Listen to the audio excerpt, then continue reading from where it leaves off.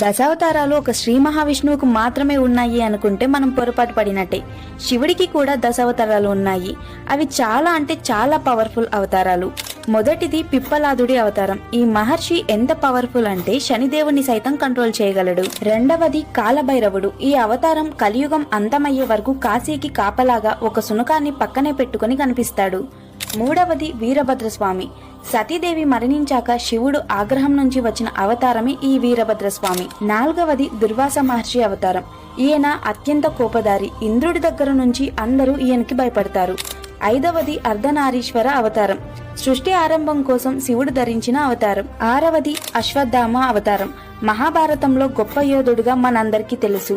ఏడవ అవతారం శివుడి రుద్రరూపం నుంచి అవతరించిన రుద్ర అవతారం. మరి ఎనిమిదవది నటరాజ అవతారం. శివుడు నృత్యానికి చిహ్నమైన అవతారం. తొమ్మిదవది అఘోరి అవతారం.